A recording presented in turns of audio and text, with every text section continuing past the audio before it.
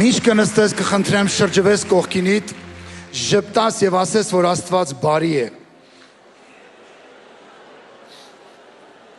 Եվ կարող ես նստել։ Ես խոսելու եմ նվիրատվությունից, բայց մինչև բուն խոսքը անցնել ուզում եմ Աստվածաշնչից մի տեղ կարդալ։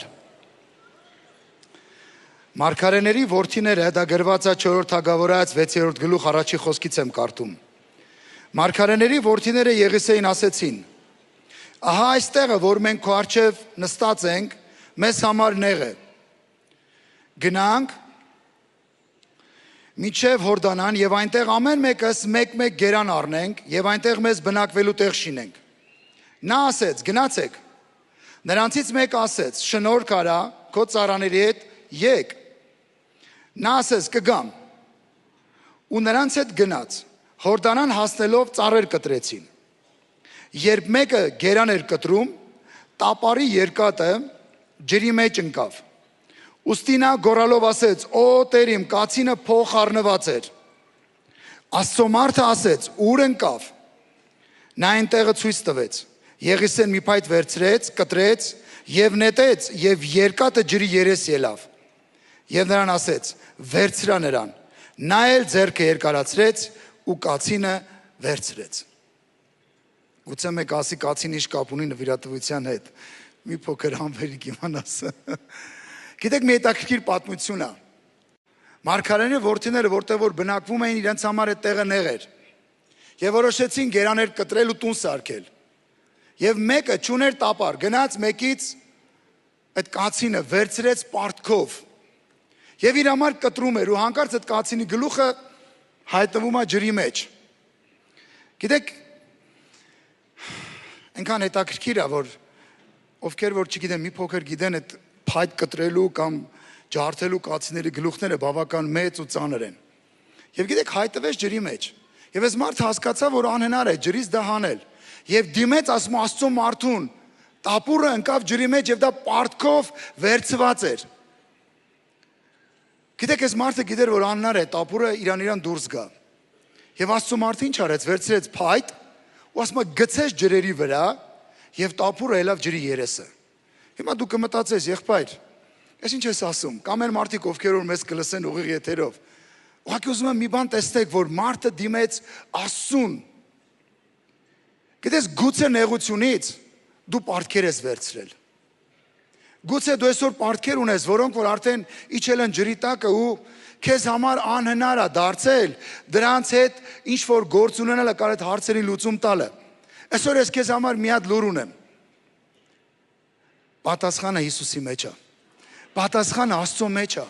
Որտեվ այս մարդը դիմեց Աստծո մարդուն ու ասեց ինչ անեմ։ Աստծո մարդը ասեց հիսա կանենք։ Այսպես ասեմ, տնավարի, հա։ Ու գիտեք, փայտը գցեց ջրերի վրա։ Գիտես, գուցե դու ունես իրականում այսօր պարտքեր, նեղությունից վերցված պարտքեր։ Չեմ ասում, որ գնացել ես կազինո, խաղացել, կրվել ես, ասում ես դիշ լավ է։ Ու գիտեք, քեզ մի հատ փայտ է պետք։ Գիտեք, այդ փայտը կարող է այսօր լինել քո նվիրատվությունը։ Այն նվիրատվությունը, որը դու ունես այսօր քո ձեռքին, դա կարա դառնա այն փայտը, որը որ լողացնի տապորի գլուխը, պարտքով վերցվածը, հանի ջրի երես։ Գուցե մեկի համար դա մի հատ նոր օրհնված աշխատանք լինի, գուցե մեկի համար հրաշք լինի, ես չգիտեմ, Աստված գիտի։ Որտեվ այս մարգարեի որդին էլ չգիտեր, որ այդ փայտը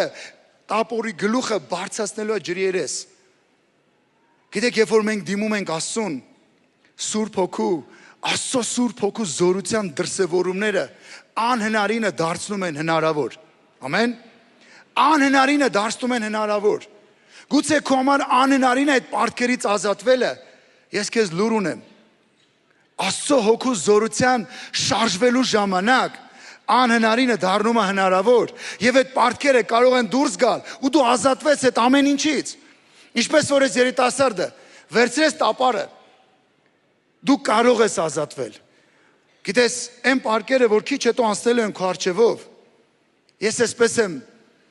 ուզում պարզապես ասել, դա Աստծո ջրերի պարտքն է։ Եվ քո նվիրատվությունը կարող է դառնալ այն փայտը, որը որ դու թողես Աստծո ջրերի վրա, ինքը կարող քո կյանքի մեջ հրաշք անի։ Եվ դու կարող ես ազատվել այն պարտքերից, որոնք որ քեզ ճնշում են, ու դու չգիտես ոնց անես։ Գուցե մեկ ասի այնքան շատ են։ Աստծո համար ոչ մի աննարին բան չկա։ Ուղղակի պետք է քո հավատքի փայտը այսօր գցես այդ ջրերի վրա։ Գիտեք, մի բան եմ ուզում ասել։ Մոտարապես մոտ մի 2-3 տարի առաջ հովիվը ծառայում էր մի քաղաքում, ես ասացի կլինի ես ծառայեմ ձեզ։ Մեքենայով ես խնդրեցի, որ ծառայեմ իրեն տարա այդ քաղաքը ծառայելու, եւ որ մենք հետ էինք վերադառնում այդ քաղաքից, ես խնդրեցի հով գորին ասի, կլինի մտնենք Արագածավանով գնանք։ Ուզում եմ տեսնես շենքը, ուզում եմ տեսնես եկեղեցին։ Հով ասես գնանք։ Եվ որ շենքը նայում էր, այնտեղ մի հատված ունեինք մենք, որ ընջարաներ էր ծառայողների, միսիոներների համար, հով ասեց, այստեղ հարմար չես նախընտրե։ Ասի հով դե ժամանակ պլաները մի քիչ ուրիշ էր։ Ասես լավ կլինի տեղափոխես։ Ու վերջ։ Ու գիտեք, անցավ մի 2 տարի, ու մեկ օր աղոթքի ժամանակ Աստված ինձ հիշեցրեց հովի խոսքը, լավ կլինի տեղափոխես։ Ասի, բայց Տեր գումար չունենք, ասես լավ կլինի տեղափոխես։ Ու գիտեք, ծառայողները ասի մի փոքր դալիճ ունենք, ասի դատարկեք այս դալիճը դառնալու այս դալիճը ընջարաներ։ Եվ ծառայողները ասին հովի, բայց փող չունենք, ո՞նց ենք անելու։ Ասի մեքենան վաճառել են, ոչինչ։ Դրանից ներդրում կանենք, բայց Տերը ասել է պիտի անենք, ուրեմն պիտի անենք, վերջ։ Եվ գիտեք, Կիրակի օրը դալիճը դատարկեցինք, վարպետներին տվեցինք բալանիները, մենք հետ եկանք ոմանք Երևան, ոմանք Աշտարակ։ Ու գիտեք, մենք ուրբաթ օրը հետ էինք վերադառնում Արագածավան, եւ ծառայողներից մեկ ասեց հովիվ ծրան են մեզ նվիրել։ Եվ գիտեք, բացեցինք այդ ծրարը, մի հատ $500 էր, հետո 30, հետո 20, հետո 10, 30, 40, այսպես գումաներ էր հավաքված։ Եվ որ բոլորը հաշվեցինք, եղավ $1500։ Եվ գիտեք, այդ $1500-ից ընդամենը 6000 դրամ ավելացավ։ Բոլոր ծախսերը փակվեցին, եւ վարպետ եւ շինմատերիալի։ Գիտեք, Աստված կարող է հրաշքներ անել։ Ամեն ինչ քո մտքից վեր Աստված կարանի։ Գուցե դու հիմա նստած ասում ես, գիտես, ես այնքան եմ զոհաբեր, այնքան եմ նվիրատվություն արել, բայց էլի պարտքերս կան։ Այսօր քո օրն է, որ այդ փայտը բաց թողես ջրերի վրա։ Ու Աստված հրաշք կանի։ Գիտեք, մի թարմ բան ասեմ։ Երեկոյան ժամը 5-ին ինձ հանդիպման էին կանչել։ Ես հանդիպել այդ մարդկանց հետ խոսում էինք։ Եվ գիտեք, ասեցի եկեղեցու համար, այդ մի հատ մեքենա էր կանգնած, որի մեջ լիքը գույք էր լցրած։ Ասին, «Էսա եկեղեցուն է, այս բալաներն նվեր քեզ»։ Ասում տղեկ, հանակ եք անում։ Ասում չէ, լուրջ ենք ասում։ Ասում ես բալանին ձեզ ծառայության մեջ կողք, ինչ ուզում եք արեք այս մեքենան։ Ասում եմ տղեկ, հանակ մի արեք, հա։ Ասում չէ, մենք լուրջ ենք ասում։ Այս մեքենայի բալանիները նվեր ձեզ, գույքն էլ ամբողջովին եկեղեցուն։ Ու գիտեք, Աստված կարա քո մտքից ավելին հրաշք անի։ Այսօր քո օրն է։ Մնում է քո փայտը վերցնես քո ձեռքի մեջ։ Եվ գիտեք, եւ որ այդ պարկերը ասում են, ասես Տեր, ես հիմա բաց եմ թողում ջրերի վրա, որպիսի այն պարտքերը, որը որ իջել են ջրի տակ ու ինձ համար անհնարին է, բարձրանան ջրի երես եւ ես կարողանամ ազատվել այդ ամեն ինչից։ Դու ստեղ ես։ Գիտես,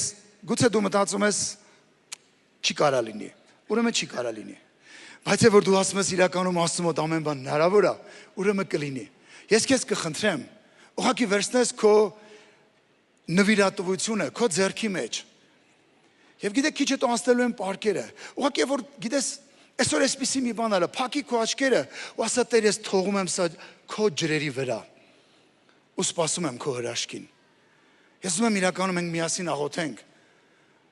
Ու այն փայտը, որը որ դու բաց ես թողելու, թող դառնա քո կյանքի հրաշքը։ Ու երբ որ հրաշքը լինի, չմոռանաս Աստծուն փառք տաս